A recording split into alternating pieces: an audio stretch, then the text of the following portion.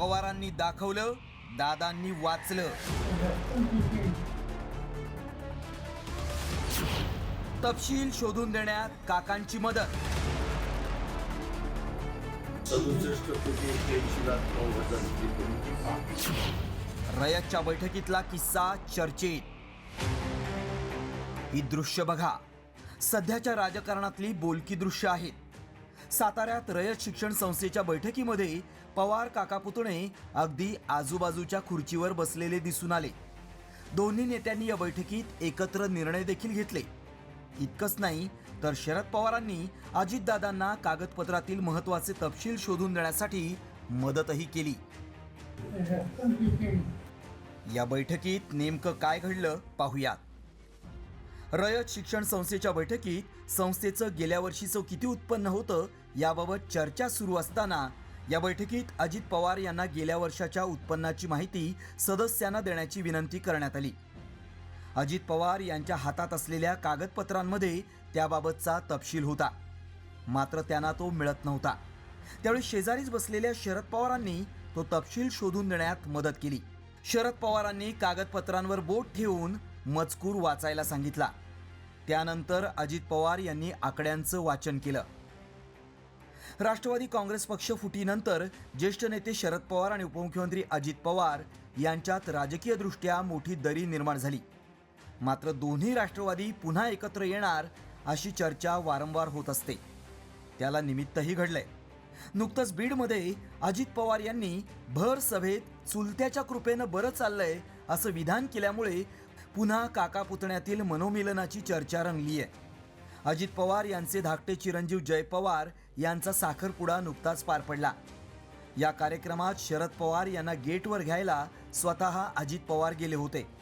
लोकसभा निवडणुकीत अजित पवारांच्या पत्नी सुनेत्रा पवारांचा सुप्रिया सुळेंकडून पराभव झाला। त्यानंतर विधानसभा निवडणुकीत अजितदादांविरोधात युगेंद्र पवारांचा पराभव झाला। या राजकीय संघर्षामुळे पवार कुटुंबात मोठी दरी निर्माण झाली होती। मात्र अशा प्रसंगांमुळे पवार काका पुतण्यांच्या कुटुंबातला गोडवा वाढणार का हाच खरा प्रश्न आहे।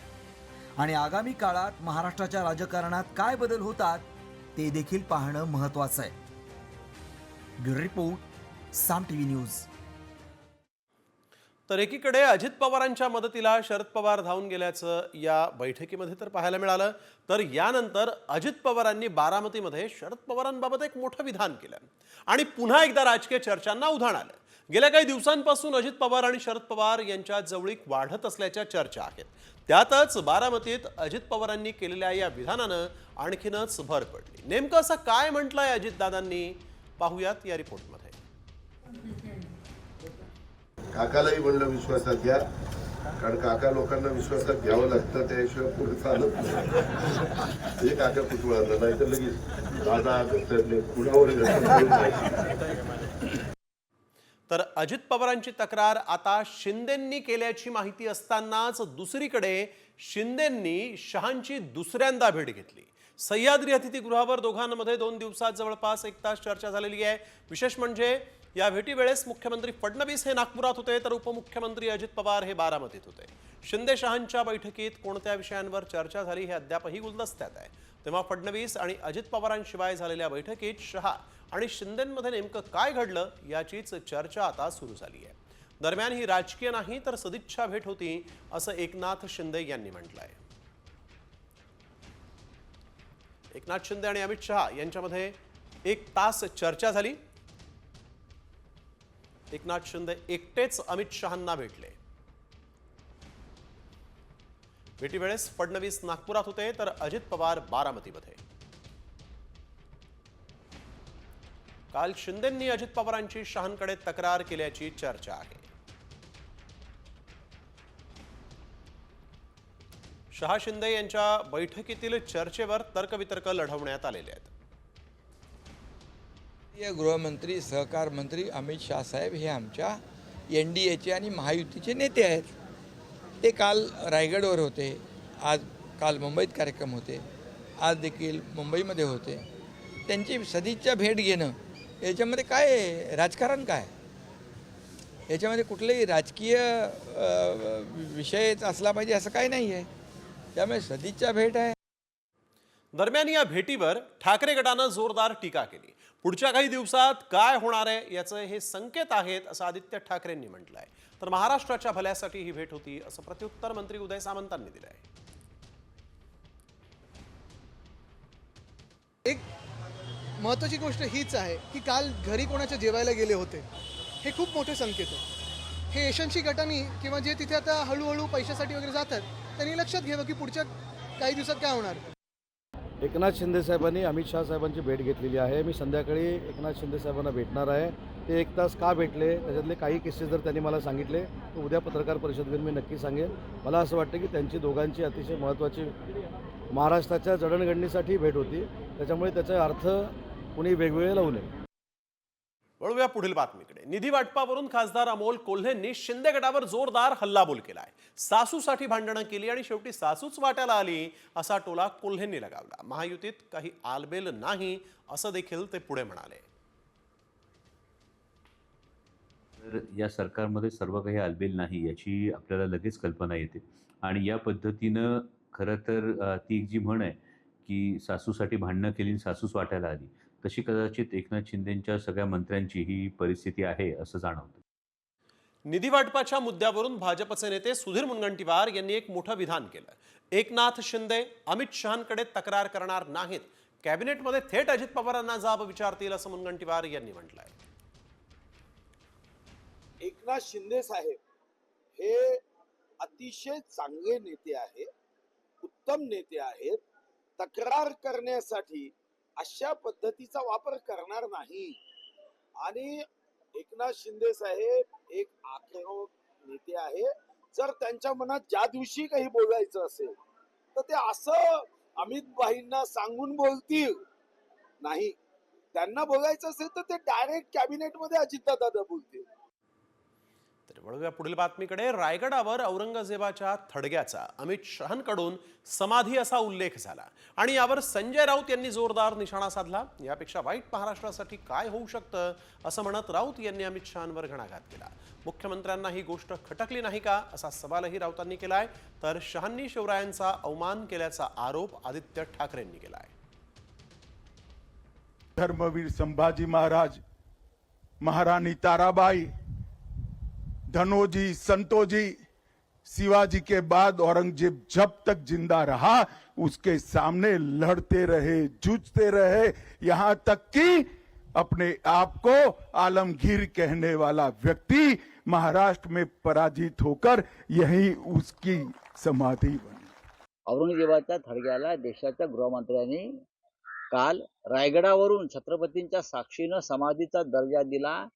यासारखं या महाराष्ट्राच्या जीवनात वाईट ते काय होणार.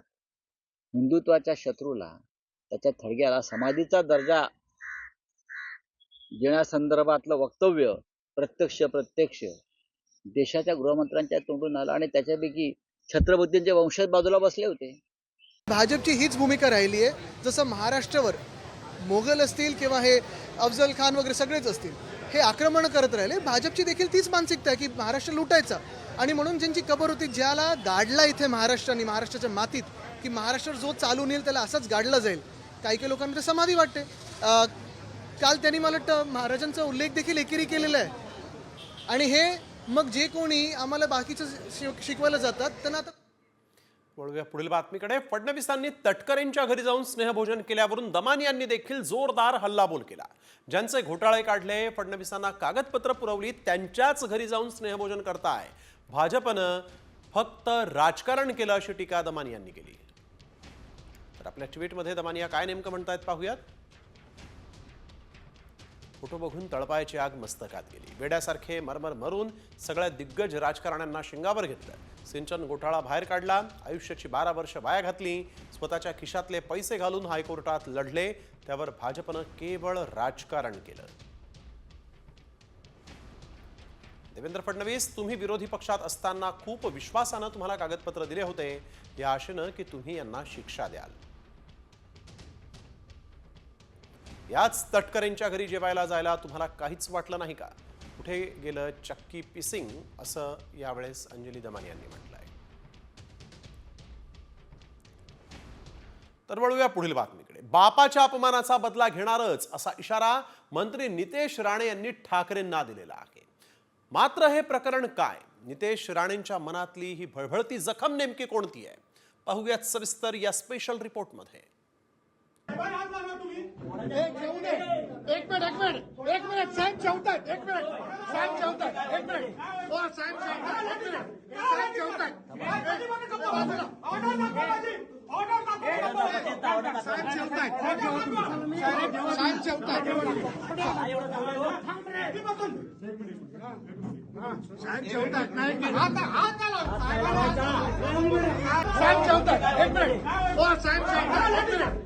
हा व्हिडिओ आहे 2021 मध्ये तत्कालीन केंद्रीय मंत्री नारायण राणेंच्या अटकेचा. हा व्हिडिओ सध्या पुन्हा एकदा चर्चेत आलाय. त्याला कारण ठरलंय नितेश राणेंनी उद्धव ठाकरेंना दिलेला इशारा. आणि त्या दिवशी त्याची परतफेड करीन. बापाचा अपमान केला म्हणून मुलानं बदल्याची प्रतिज्ञा करणं हे सिनेमात पाहिलं असेल. मात्र आता सिनेमातील बदल्याची भावना थेट राजकारणात शिरली आहे. उद्धव ठाकरे मुख्यमंत्री असताना नारायण राणेंना भरल्या ताटावरून उठवून अटक केल्याच्या घटनेची आठवण काढत मत्स्य आणि बंदरे मंत्री नितेश राणेंनी थेट ठाकरेंना इशारा दिलाय. जोपर्यंत परतफेड करणार नाही तोपर्यंत तो व्हिडिओ डिलीट करणार नाही असा इशाराच राणेंनी दिलाय. प्रत्येक बैठकीमध्ये बसायचो, लक्षात ठेवायचो. साहेबांना जेवणावर उठून अटक करण्याचा तो क्षण मी आधी माझ्या मोबाईलमध्ये सेव्ह करून ठेवलेला आहे. आणि त्या दिवशी त्याची परतफेड करीन, त्याच दिवशी डिलीट मारणार. कोण कुठे जात नाही, सगळ्याचा हिशोब इथेच होणार, एक लक्षात घ्या. तर नितेश राणेंनाच तुरुंगात जावं लागेल असा पलटवार अंबादास दानवेंनी केलाय. सोडून एक दिवस नितेश राणेला असंच जावं लागणार आहे. त्याची चिंता नका करू. एक दिवस ज्या पद्धतीनं वक्तव्य नितेश राणेच्या महाराष्ट्रात होतंय, एक दिवस तुम्हालाही त्यांना तरी एखादा दिवस काहीतरी झालं वाटतं, तुम्हाला वाटतं लांबची एखाद दिवसा मुक्काम तुमचा होऊ शकतो. मात्र 2021 मध्ये तत्कालीन केंद्रीय मंत्री नारायण राणेंना का अटक करण्यात आली होती पाहूया. 23 ऑगस्ट 2021 स्वातंत्र्य दिनाच्या संदर्भानं नारायण राणेंचं मुख्यमंत्र्यांबद्दल वादग्रस्त वक्तव्य. 24 ऑगस्ट 2021 जनआशीर्वाद यात्रेदरम्यान राणेंचं संगमेश्वरमध्ये जेवण. पोलिसांनी रत्नागिरीतील संगमेश्वरमधून राणेंना भरल्या ताटावरून अटक. त्याच रात्री महाडच्या न्यायालयाकडून जामीन मंजूर. एवढंच नाही तर राणेंच्या अटकेमागे अनिल परबांचाही हात असल्याचं स्पष्ट झालं होतं. नाही पण ते तुम्ही आता काय म्हणजे त्याचं काय घेत आहे की नाही ताब्यामध्ये? आता आतमध्ये गेले तर पोलिसांची त्यांच्या कार्यकर्त्याबरोबर धक्काबुक्की.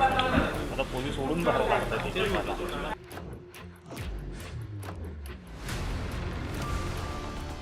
नारायण राणेंच्या अटकेचा बदला घेण्याचा इशारा नितेश राणेंनी दिलाय. तर या अटकेमागे परबांचाही हात असल्यानं नितेश राणे परब आणि उद्धव ठाकरेंचा अटक करून बदला घेणार का याकडे लक्ष लागलंय. मात्र महाराष्ट्राच्या राजकारणात रुजत असलेली बदल्याच्या राजकारणाची भाषा राजकीय संस्कृतीला सुरुंग लावल्याशिवाय राहणार नाही. ब्युरो रिपोर्ट, साम टीव्ही.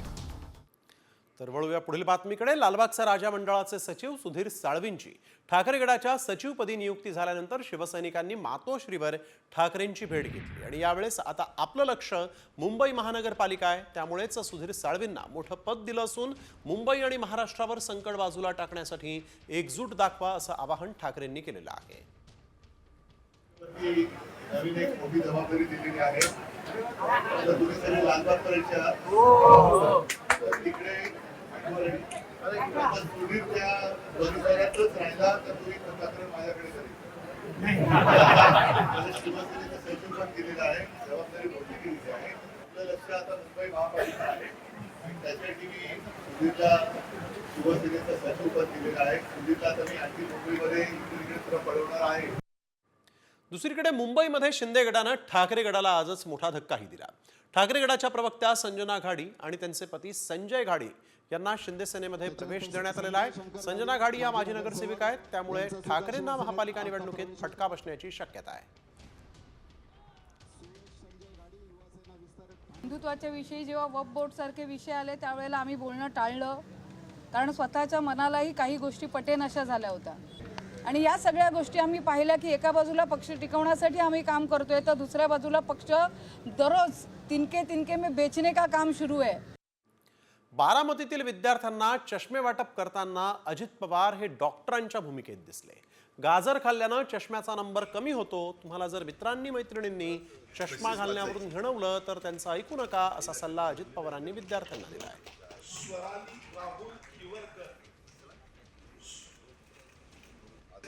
तुम्हाला जर मैत्रिणींनी मित्रांनी सांगितलं अरे चष्मा घेतला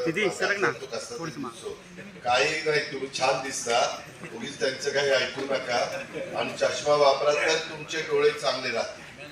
उद्याच्याला व्यवस्थित तुम्ही वापरलं आणि ते सांगितलेलं ते सगळं पाळलं तर चष्म्याचा नंबर देखील कमी होतो. डॉक्टर लोक सांगतात गाजर वगैरे चांगलं खाल्लं तर चष्म्याचा नंबर कमी व्हायला मदत होते. आमदार सुरेश धस आणि संदीप क्षीरसागर यांनी शिक्षक बदली प्रक्रियेमध्ये एकूण 40 कोटींचा घोटाळा केल्याचा आरोप करण्यात आला. 2014 साली दोघांनी घोटाळा केल्याचा आरोप ओबीसी नेते बाळासाहेब सानप यांनी केला आहे. शिक्षकांनी मागणी केली बीड जिल्ह्यामध्ये आम्हाला यायचं आहे परत सगळ्या वेगळ्या जिल्ह्यामधून. त्यावेळी राज्याचे मंत्री सुरेश धस होते, इथं आबू शेठ होते जिल्हा परिषदेचे अध्यक्ष, आणि संदीप क्षीरसागर जिल्हा परिषदचे शिक्षण सभापती होते. त्या काळामध्ये ही सगळी भरती इथं सगळे समावेशनाचं काम केलं यांनी आणि ते फुकट नाही झालं. त्या काळामध्ये प्रत्येक जणाचे 3 लाख रुपये घेतले गेले. 1300 लोकांचे 3 लाख रुपये म्हणजे जवळपास 39 कोटी रुपयाचा घोळ त्या माध्यमातून झाला त्यावेळी 2014 मध्ये. विधानसभा निवडणुकीमध्ये लोक मला म्हणायचे काही खरं नाही, पुन्हा मी येत नाही, असं मंत्री गुलाबराव पाटलांनी म्हटलं. पण लोकांनी छप्पर फाडके मतं दिली आणि निवडून आलो, असं गुलाबराव पाटलांनी आज म्हटलंय. खरं म्हणाल का तर यावेळेची हवाच तशी होती अण्णा. मलाही वाटायचं की आपलं काही खरं नाही, माझं बी खरं नाही असं म्हणत होतं. तुमचं बी नाही माझं बी नाही. आता हा येतच नाही म्हणले गुलाब पाटील, आता हा गेला म्हणे डब्यात. पण लोकांनी छप्पर फाडके मतं दिली आपल्याला, जोरदार मतं दिली आणि निवडून दिलं आपल्याला. खरं म्हणाल का तर यावेळेस महायुती जी घट्ट होती त्याचा हा परिणाम सगळीकडे दिसला. राज्यातील महायुती सरकारला 100 दिवस पूर्ण झाले, मात्र सरकारी बंगला मिळत नसल्यानं काही मंत्र्यांचा मुक्काम अजूनही सरकारी फ्लॅटमध्येच आहे आणि त्यामुळे कामानिमित्त आलेल्या नागरिकांची गैरसोय होतीये. तर ग्राफिक्सच्या माध्यमातून एक नजर टाकूयात कोणत्या मंत्र्यांचं फ्लॅटमध्ये सध्या मुक्काम आहे. भरत गोगावले वनोत्पादन मंत्री, प्रकाश आंबेडकर आरोग्यमंत्री, संजय शिरसाट सामाजिक न्याय मंत्री, शिवसेनेचे हे मंत्री आपण बघतोय. प्रताप सरनाईक परिवहन मंत्री आहेत, तर भाजपचे आशिष शेलार सांस्कृतिक कार्यमंत्री, कृषी मंत्री माणिकराव कोकाटे, राज्यमंत्री इंद्रनील नाईक, राज्यमंत्री मकरंद आबा पाटील, मेघना बोर्डीकर राज्यमंत्री आहेत. त्यांनाही अद्याप बंगला मिळालेला नाहीये.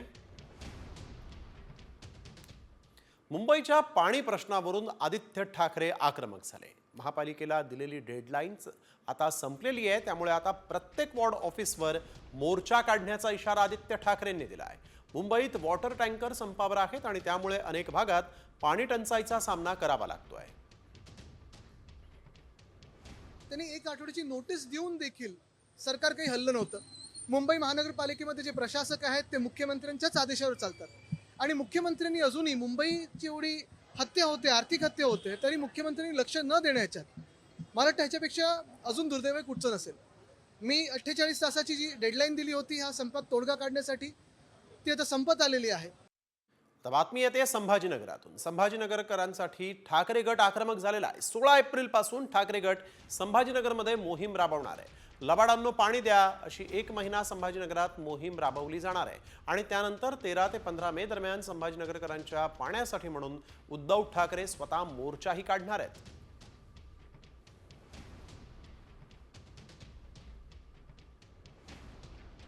पाणी द्या, पाणी द्या,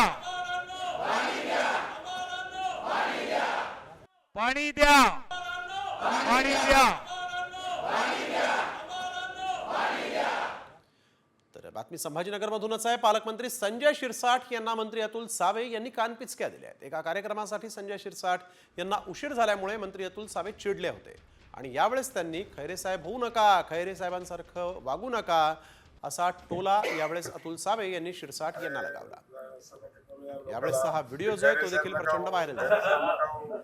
खैरे साहेबांसारखं करू नका. लोकांनी खैरे साहेबांना मग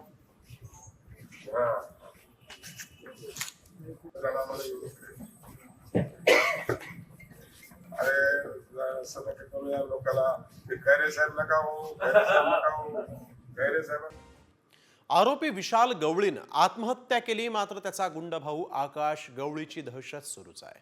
विशाल गवळीचं कुटुंब राहत असलेल्या परिसरात रामनवमी आणि साई भंडाऱ्यासाठी सर्व मंडप चालकांना त्यानं धमकी दिल्याची माहिती आहे. आकाश हा तडीपार आहे आणि या प्रकरणात कोळसेवाडी पोलीस ठाण्यामध्ये तक्रार करण्यात आलेली आहे. त्यामुळे आता यावर पोलीस यंत्रणा काय कारवाई करते यावरच सगळ्यांचंच लक्ष लागून आहे. यानंतर एक अत्यंत घृणास्पद बातमी. आईनंच स्पोर्टच्या पोरीचे अश्लील व्हिडिओ काढले आणि बॉयफ्रेंडला पाठवल्याचा धक्कादायक प्रकार समोर आलेला आहे. या आईनं पुण्यात बॉयफ्रेंडच्या मदतीनं हे व्हिडिओ व्हायरल देखील केले. धक्कादायक बाब म्हणजे व्हिडिओ व्हायरल करण्याची धमकी देत अल्पवयीन मुलीला स्वतःच्या बॉयफ्रेंडसोबत अनैतिक संबंध ठेवायला या आईनंच भाग पाडलं. नराधम आईसह तिच्या बॉयफ्रेंडला आता बिबवेवाडी पोलिसांनी बेड्या ठोकलेल्या आहेत. पुण्याच्या बिबवेवाडीतल्या या घटनेनं संपूर्ण शहर हादरून गेलाय. या दोघांना बिबवेवाडी पोलिसांनी ताब्यात घेतलेलं आहे. अल्पवयीन मुलीनं आईचे आणि तिच्या प्रियकराचे प्रेमसंबंध सांगितल्यामुळे आईनं हा संतापजनक प्रकार केलेला आहे.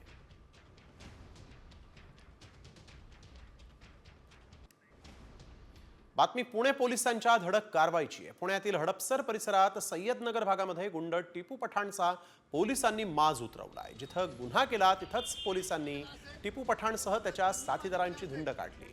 एका महिलेची जमीन बळकावल्याप्रकरणी टिपू आणि त्याच्या साथीदाराला पोलिसांनी अटक केली आहे.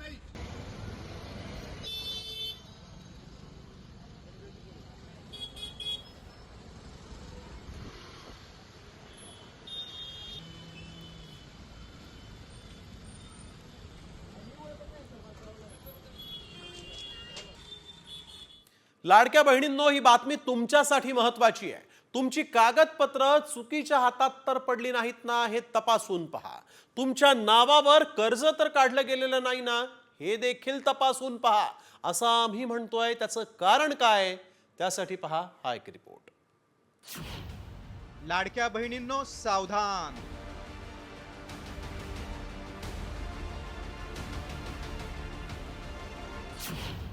तुमच्या नावावर होतोय स्कॅम.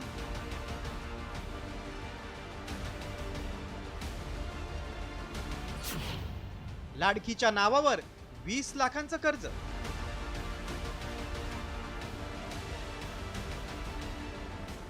महिलांना आर्थिक सक्षम करण्यासाठी सुरू केलेली लाडकी बहीण योजनाच महिलांसाठी कर्जाचा फास बनली. कारण योजनेसाठी जमा केलेल्या कागदपत्रांचा वापर करून 20 लाखांचं कर्ज काढून लाडक्या बहिणींना कर्जबाजारी केल्याचा संतापजनक प्रकार समोर आलाय. मात्र हा घोटाळा कसा समोर आलाय पाहूयात.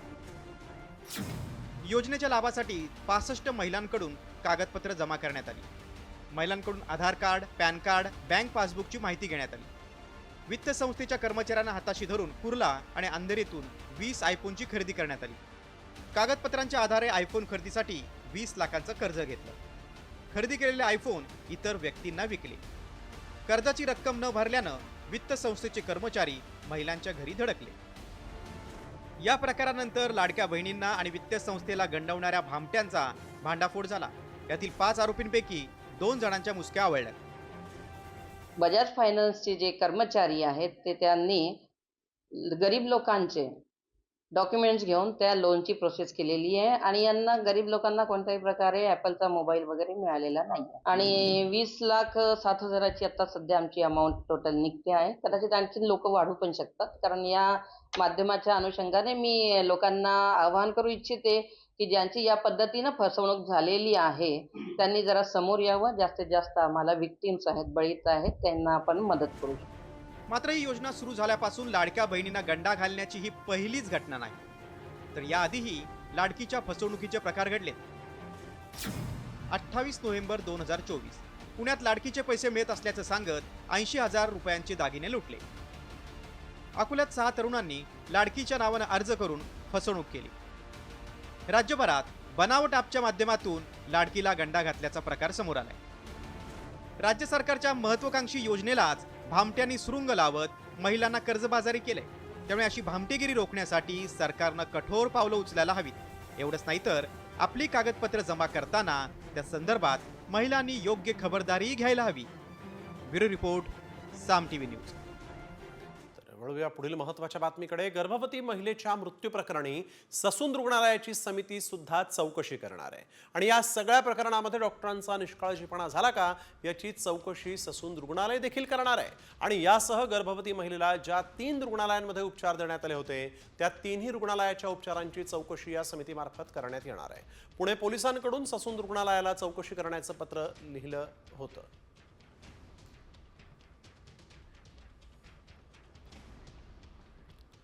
तर एक महत्त्वाची बातमी. हृदय शस्त्रक्रियेसारखी गुंतागुंतीची शस्त्रक्रिया करून 7 रुग्णांच्या मृत्यूस कारणीभूत ठरल्याप्रकरणी बोगस हृदयरोग तज्ज्ञ असलेल्या या डॉक्टरला पोलिसांनी अखेर बेड्या ठोकल्या. कुठं होता हा डॉक्टर आणि ही घटना नेमकी कुठे घडली? 7 जणांचा जीव घेणारा हा डॉक्टर होता की राक्षस? पाहूयात या रिपोर्टमध्ये.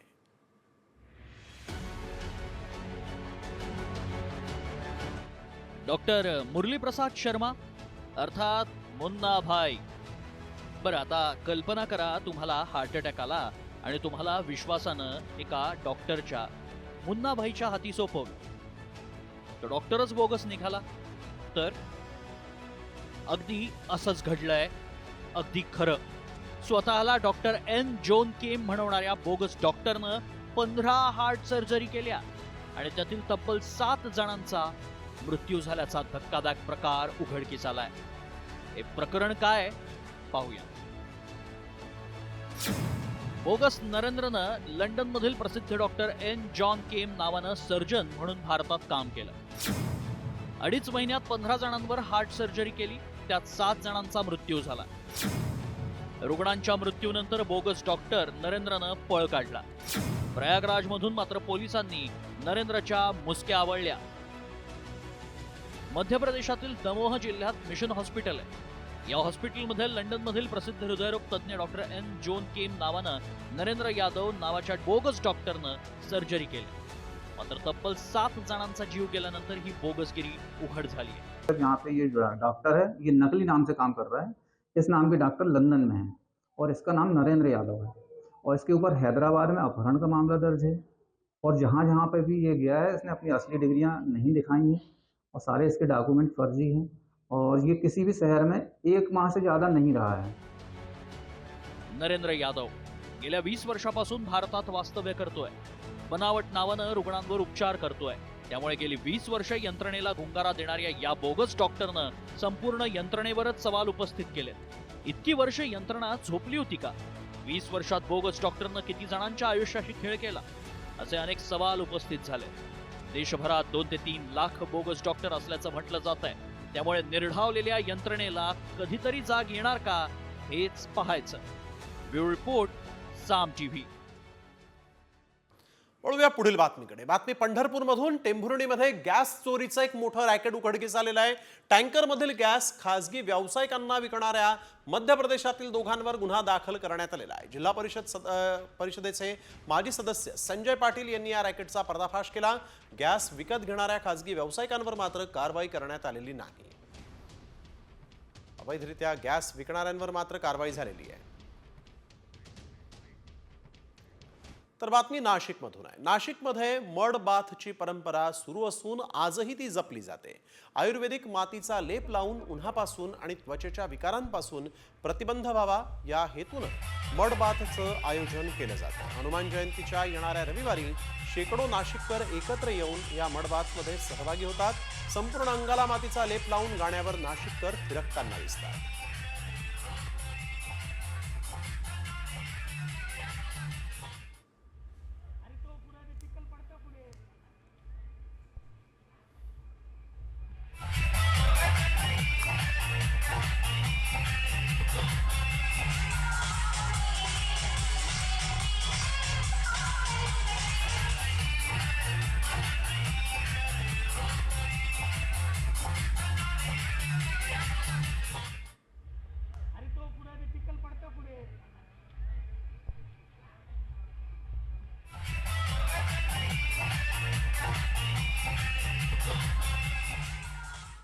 इंस्टाग्रामवर असलेल्या 16 वर्षाखालील मुलांवर लाईव्ह करण्यास बंदी घालण्यात आली आहे. मेटानं घातलेल्या या निर्णयामुळे आता लहान मुलांना सुरक्षित ठेवण्यासाठी नवे नियम लागू झालेले आहेत.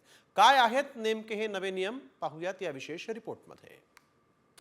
इंस्टाग्रामचा वापर करणाऱ्यांना झटका.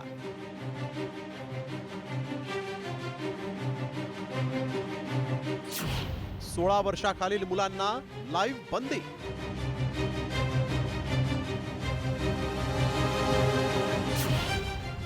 सोशल मीडिया वापरणाऱ्या मुलांवर निर्बंध.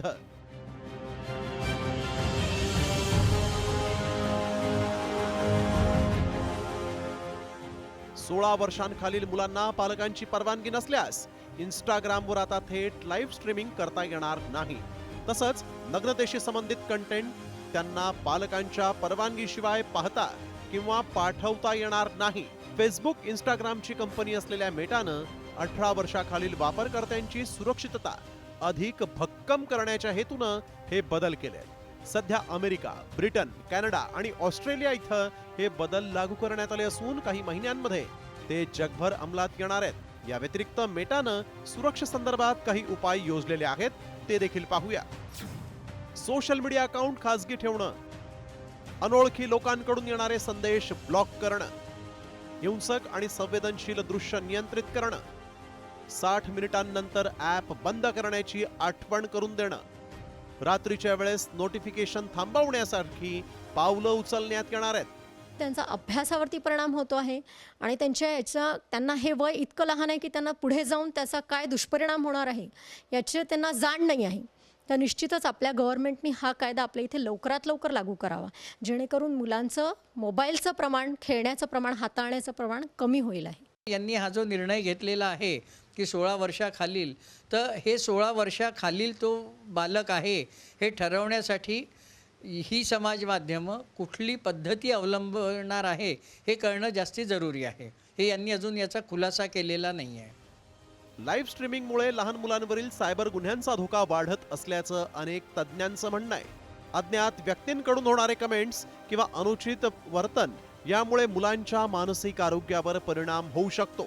इंस्टाग्रामचा हा निर्णय काहींसाठी कठोर वाटत असला तरी मुलांच्या सुरक्षेसाठी तो महत्त्वाचा ठरू शकतो. ब्युरो रिपोर्ट, साम टीव्ही न्यूज. वळूया पुढील बातमीकडे. नागपूरचे भूषण गवई भारताचे आता 52वे सरन्यायाधीश होणार आहेत. विद्यमान सरन्यायाधीश संजीव खन्ना हे 13 मे रोजी निवृत्त होत आहेत. गवई यांची सर्वोच्च न्यायालयाच्या न्यायाधीशपदी 24 मे 2019 मध्ये नियुक्ती झाली होती. आता ते 14 मेला सरन्यायाधीश पदाची शपथ घेतील, तर 23 नोव्हेंबर 2025ला निवृत्त होणार आहेत. त्यामुळे सरन्यायाधीश म्हणून त्यांना 6 महिन्यांचा कार्यकाळ मिळणार आहे. 24 नोव्हेंबर 1960ला अमरावतीमध्ये त्यांचा जन्म झाला. 1985 मध्ये त्यांनी वकिलीची सुरुवात केली. 14 नोव्हेंबर 2003ला मुंबई हायकोर्टात अतिरिक्त न्यायाधीश म्हणून ते नियुक्त झाले. 12 नोव्हेंबर 2005ला कायम न्यायाधीश म्हणून त्यांची नियुक्ती झाली. नागपूर खंडपीठात त्यांनी अध्यक्षपद भूषवलेलं आहे. 24 मे 2019ला सर्वोच्च न्यायालयात न्यायाधीश म्हणून त्यांची नियुक्ती झाली आहे. राज्यातील शेतकऱ्यांच्या कर्जमाफीबाबत सरकारची भूमिका ही सकारात्मक आहे. शेतकऱ्याला कर्जमुक्त करून त्यांचं मनोबल वाढवण्याचं शासनाचं धोरण असल्याची माहिती मंत्री संजय राठोड यांनी दिली. शेतकऱ्यांबाबत कॅबिनेटच्या बैठकीत चर्चा झाल्याचं देखील राठोड यांनी सांगितलं आहे. शेतकऱ्याच्या कर्जमाफीबद्दल शासनाची भूमिका ही अतिशय सकारात्मक आहे. निवडणुकीच्या काळामध्ये जे वचननामा होता त्या वचननाम्यामध्ये सुद्धा शेतकऱ्यांना आम्ही कर्जमुक्ती देऊ आणि त्यांच्यासाठी वेगवेगळ्या योजनासुद्धा राबवू, कारण या राज्यातला शेतकरी हा समृद्ध झाला पाहिजे. कॅबिनेट बैठकीमध्ये वारंवार या विषयावर चर्चा झालेली आहे आणि त्या दृष्टीनं पावलं आज सुरू झालेली आहे. पंढरपुरातल्या कुर्डुवाडीतील शेतकरी हा संतापला आहे. कुर्डुवाडीतील बाजारात भाजीपाल्याचे दर कोसळल्यानं शेतकरी आक्रमक झालेले आहेत. भाजीपाला आणि शेतीमाल हमीभाव मिळावा या मागण्या आहेत आणि याकरताच सरकारविरोधात आंदोलन करण्यात आलेलं आहे. पिकाला 5 रुपये देखील भाव मिळत नसल्यामुळे मंडईत भाजी आणणं देखील आता परवडत नाही. त्यामुळे शासनाच्या प्रतिकात्मक पुतळ्याला वांगी, कांदे, बटाटे यांचा हार घालून निषेध करण्यात आला. शेतीमालाला कसलाही भाव नसल्यामुळे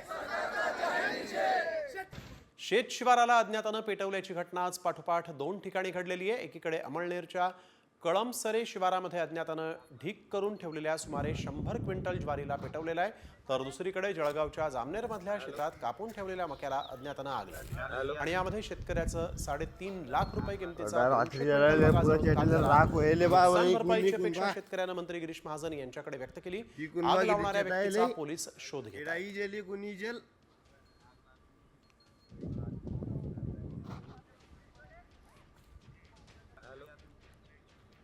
जालना जिल्ह्यातील शेतकऱ्यांवर आंदोलनाची वेळ आलेली आहे. पाण्याअभावी पिकं करपून आणि सुकून चालल्यामुळे शेतकरी आक्रमक झालेले आहेत. आज पाणी सोडलं नाही तर उद्यापासून कालव्यावर उपोषणाला बसणार असल्याचाही इशारा या शेतकऱ्यांनी दिलेला आहे. जोगलादेवी बंधाऱ्यामध्ये जायकवाडीच्या डाव्या कालव्यातून पाणी सोडण्यात यावं अशी मागणी त्यांनी केलेली आहे.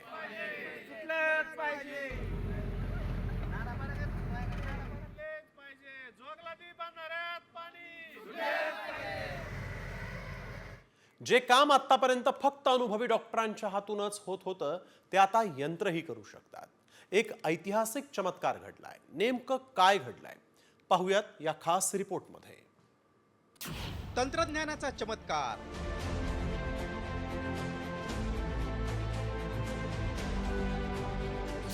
एआयच्या मदतीनं बाळाचा जन्म.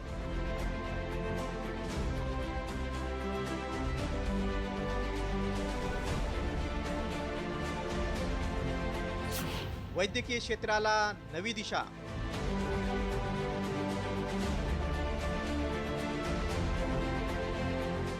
विज्ञानाच्या कथा आता प्रत्यक्षात उतरत आहेत. जे काम आतापर्यंत फक्त अनुभवी डॉक्टरांच्या हातून होत होतं ते आता यंत्रेही करू शकतात. असाच एक ऐतिहासिक चमत्कार नुकताच घडलाय. जगात पहिल्यांदा पूर्णपणे स्वयंचलित IVF सिस्टीम आणि कृत्रिम बुद्धिमत्तेच्या म्हणजेच एआयच्या मदतीनं एका बाळाचा जन्म झालाय. चला जाणून घेऊया हा चमत्कार कसा घडला.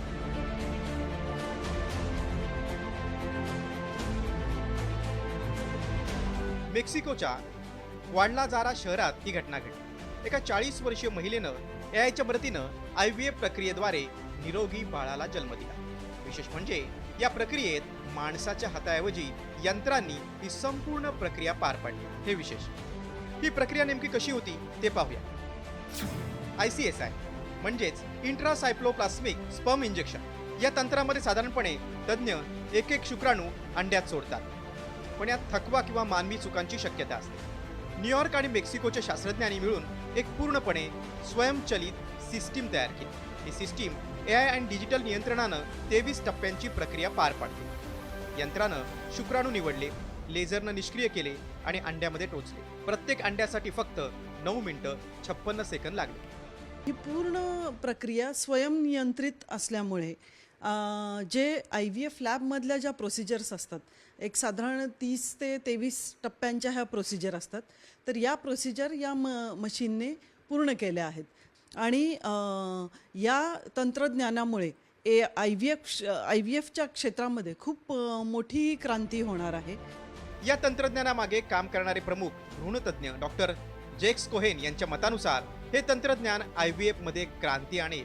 या प्रक्रियेत 5 पैकी 4 शुक्राणू यशस्वीपणे फलित झाले. त्यापैकी एक निरोगी भ्रूण तयार करून गोठवण्यात आला आणि नंतर ट्रान्सफर केला, ज्यामुळे बाळाचा जन्म झाला.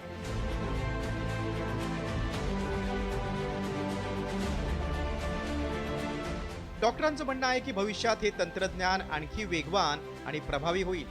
यामुळे IVFचा खर्च कमी होऊ शकतो, यशस्वीतेचा दर वाढू शकतो आणि जगभरातील लाखो दाम्पत्यांना संतान प्राप्तीची नवी आशा मिळू शकते.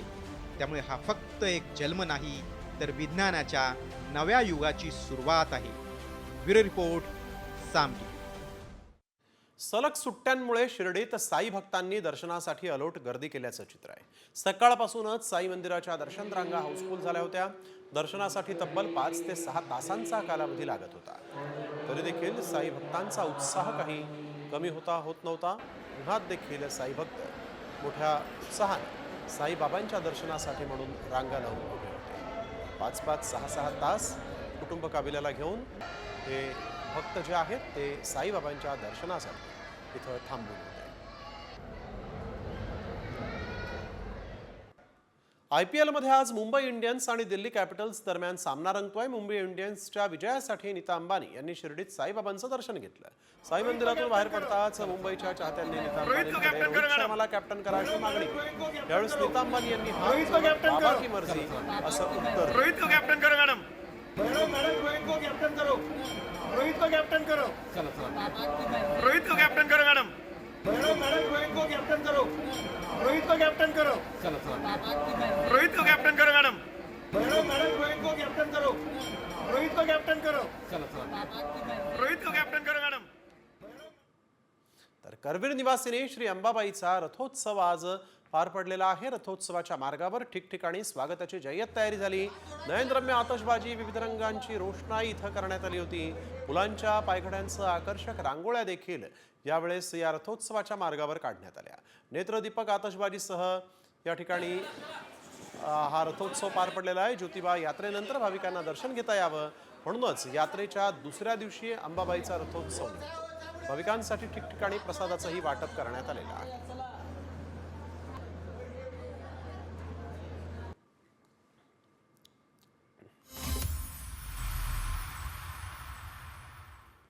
तुळजाभवानी देवीची धाकटी बहीण म्हणून ओळखल्या जाणाऱ्या येडेश्वरी देवीची चैत्र पौर्णिमा यात्रा उत्सव सुरू झालेला आहे आणि या यात्रा उत्सवातील मुख्य असलेल्या सोनखडी वेचण्याचा कार्यक्रम जो आहे तो आज पार पडला. राजा उदोचा जयघोष करत लाखोंच्या जनसमुदायानं येडेश्वरी देवीचं दर्शन घेतलं. येडेश्वरी देवीची पालखी मुख्य मंदिरातून आठवडी बाजार मार्गे आमराईच्या राणामध्ये नेण्यात आली आणि यावेळेस हेलिकॉप्टरनं या पालखीवर पुष्पवृष्टी करण्यात आली.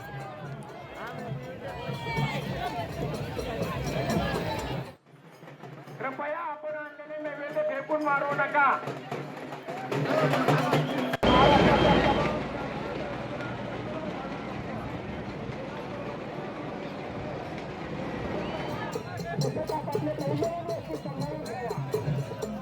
तर दख्खनचा राजा श्री ज्योतिबा देवाची चैत्र यात्रा आज मोठ्या उत्साहात पार पडली.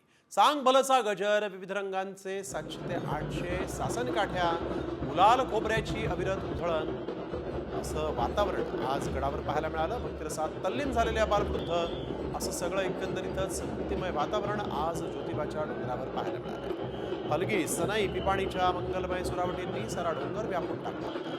यात्रेसाठी महाराष्ट्र, कर्नाटक, गुजरात, आंध्र प्रदेशातील सुमारे 10 लाख भाविकांनी डोंगरावर हजेरी लावली. सुट्ट्यांमुळे गर्दीनं उच्चांक गाठला. रणरणत्या उन्हात घामानं चिंब भिजलेले भाविक हात जोडून ज्योतिबाच्या चरणी लीन होत होते. ज्योतिबाच्या दर्शनानं तृप्त झालेल्या भाविकांच्या चेहऱ्यावर वेगळाच आनंद उसळून वाहत होता.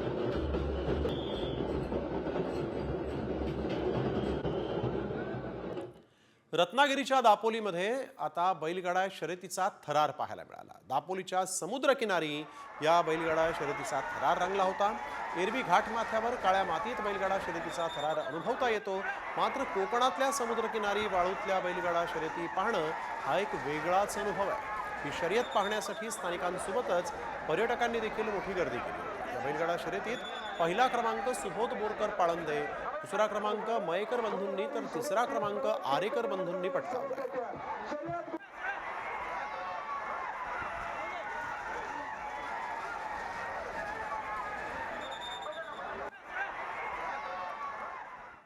राज्यासह कोकणात उन्हाचा कडाका चांगलाच वाढला आहे. मात्र कोकणात पर्यटकांचा उत्साह काही केल्या कमी होत नाही. सलग आलेल्या 3 दिवसांच्या सुट्ट्यांमुळे पर्यटकांची कोकणात गर्दी पाहायला मिळते आहे. कोकणातील धार्मिक स्थळं, समुद्रकिनारे आणि सह्याद्रीच्या कुशीत असलेली प्रसिद्ध ठिकाण पर्यटकांनी गजबज केली आहे.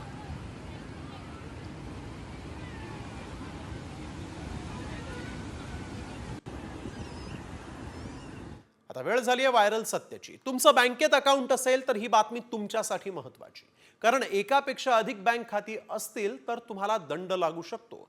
होय, असा दावा करणारा एक मेसेज जो आहे तो मोठ्या प्रमाणात व्हायरल झाला आहे. पण या दाव्यामध्ये खरंच तथ्य आहे का, याची मग आम्ही पडताळणी केली आणि त्यावेळेस काय सत्य समोर आलं पाहूयात. बैंकिंग रूल, 2 बैंक में खाता रखने पर लगेगा 10,000 जुर्माना. शशिकांत दास की नई गाइडलाइन. भारतीय रिजर्व बैंक के द्वारा हाल ही में एक नवीनतम गाइडलाइन प्रस्तुत करी है, जिसके अनुसार भारतीय बैंकों की सभी ग्राहकों के लिए ये जान लेना अनिवार्य है।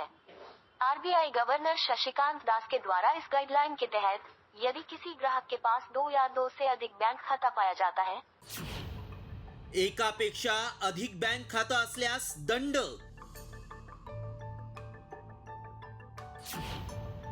2 बँक खाती आढळल्यास कारवाई होणार। व्हायरल मेसेज मागचं सत्य काय? तुमची बँक खाती एकापेक्षा अधिक असल्यास तुमच्यावर कारवाई होऊ शकते।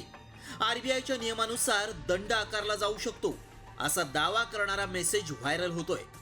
याच मेसेजमुळे लाखो बँक खातेदारांमध्ये संभ्रम निर्माण झालाय। खरंच असा कोणता नवीन नियम लागू झालाय का? 2 खाती उघडणं गुन्हा आहे का? असे प्रश्न बँक खातेदारांना पडू लागले। शेअर मार्केटमधल्या पडझडीमुळे अनेक शेअर होल्डर्स आधीच चिंतेत आहेत। त्यात हा नवीन दावा केल्यामुळं अनेकांचं टेन्शन वाढलंय।